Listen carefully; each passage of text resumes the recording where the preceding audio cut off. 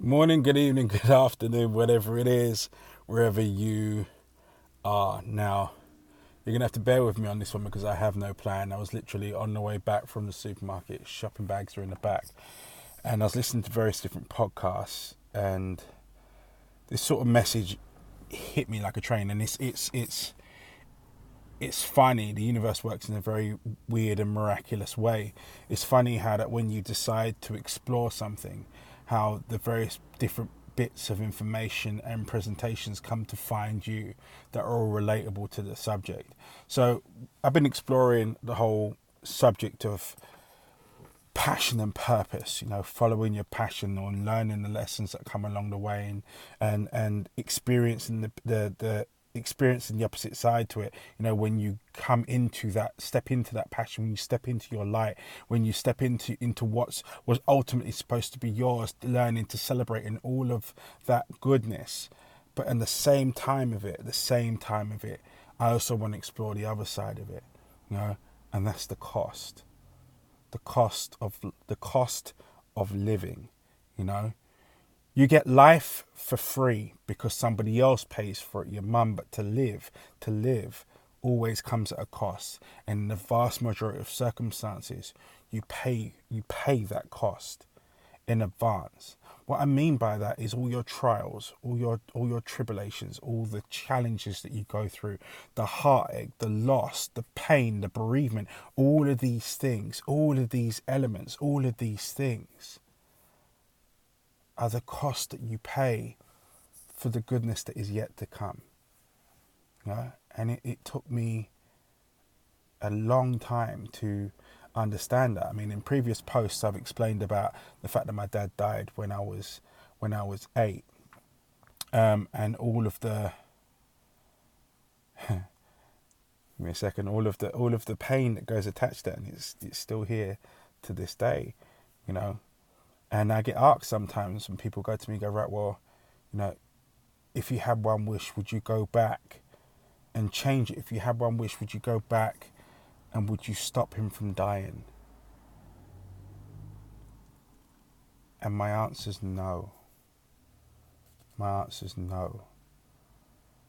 Because the gift that I unlocked through walking through the pain of those steps after he was departed was humility, was the compassion that I have for people, for life, for exploring. Part of my determination against the odds comes out of that tragedy. I didn't understand it at the time. I didn't understand it for years. For years, I thought that this was God basically punishing me, but I couldn't understand what I was being punished for. This was God bombarding me with stuff, so I turned my back on him and everything to do with him. This was God laying things down on me because it's just not fair. But actually, no, it wasn't. No, it wasn't. Because as I walked through that pain, as I walked through that journey, as I took those steps, I can't even really call it to recovery because recovery is the wrong word to use. I gathered things. I gained things along the way. I gained compassion. I gained a respect for life. I gained the understanding that this life is not for free. I gained the understanding that this life is not forever. And for you to sit on your backside and not pursue the things that you really want to do, ultimately you might end up your egg timer running out of sand, your clock being up, your time being done before you actually got to fruition with it. From my dad dying, I got the sense of urgency of life that if you don't step up and step forward, you could be put down before you realize that you've got shoes. There's been quite a few deaths around me, some old, some young, some in between, fathers, cousins, daughters, nieces, nephews, granddads, especially all in this last week. And it's really hit home to me the fragility of life, but it's also hit home to me the beauty that life is. Each and every one of those individuals shed light on more than those that were immediately around them. They gave wisdom, they gave laughter, they gave hope, they gave purpose, they gave passion, they gave discipline, they gave lessons, they gave understanding, they gave a heart, they gave a shoulder to cry on, they gave an arm around a shoulder, etc., etc., etc. Those lives were fully lived, And even though those of us that remain, those of us that are still here, feel the pain of that void. Even though we feel the pain of that void, the person still lives on within you. The person still lives on within you. Everything that person stood for reigns on within you and becomes part of you if you pay attention to it. If you pay attention to it, the pain is immense. Let's face it, when someone that's close to you leaves forever, earns those initials, rest in peace. When that happens, that pain is immense. It can knock you off your feet, throw you into depression. I was depressed for years after my dad died. 8 years old, trying to pretend to be 18/28, trying to be the man when really I was barely a boy.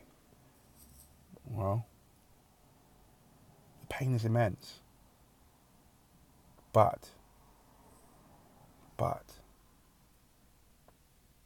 we can't experience the good without the flip side. You can't experience life without death. You can't experience happiness without sadness. You can't experience joy without sorrow. The cost of life are the painful experiences that we have to go through.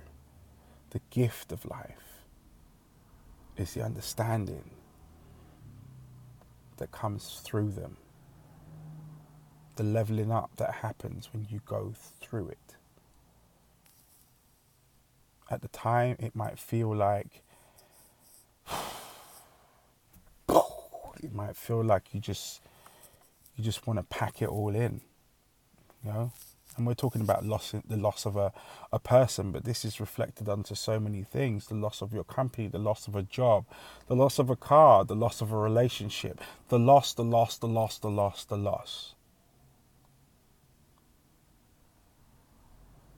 We mourn the space that thing or that person has now left. And very often the pain that we hold on to isn't even to do with the event itself or even the loss. It's the associated shame that we feel. We could have done something about it. Could have been more there for them. Could have said this to them before they were gone. Could have worked harder at that business. Could have worked harder at that career. The coulda. There's all the bits, the fears that jump in immediately after it because there's a void. So we fill it. You know, it's like that person that can't stay quiet in a conversation. They hear a gap and they need to fill it with verbal diarrhea. But the same thing happens when we lose something. We feel a void and we fill it, but we never fill it with the good stuff. We fill it with the bits that we're not so proud of. We never fill it with the fact of the laughters and the memories that we had of this person. We fill it with the things that we wish that we'd said with them, the things that we wish we could do with them, the fact that they're not going to be here tomorrow. You know, when we lose a company, we don't fill it with the years of good times, laughter and joking, the fact that you brought income into different families. We fill it with the I should have done this. I didn't lead it. I made the wrong decision here. It's my fault.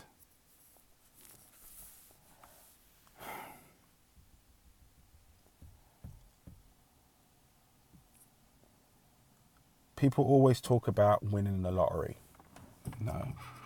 They talk about winning the lottery. When they win the lottery, they talk about the things that they're going to do with the money. They talk about the way it's going to change their lives. They talk about how excited they are in that moment. They talk about the moment that they notice the numbers on the ticket against the numbers on the screen and circling them off and going, oh my days, I've won. But what about the amount of times that you bought the ticket beforehand? and you didn't win. You see, when you triumph, it basically justifies all the years of disappointment that you went through it, all the weeks that you marked your lottery ticket and the numbers hadn't come up, all the times that you went and bought a new lottery ticket even though it was your last five and you spent £2.50 of it just in the hope that you would win. You know, when you get to the point of triumph, all of this that came before it is justified.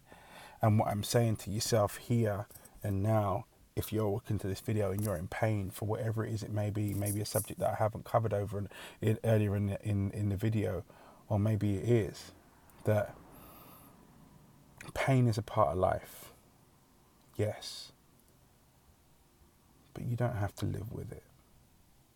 There's so many other things that you can focus on that are associated with the thing or the person that you've lost that actually invoke a smile rather than promote a frown.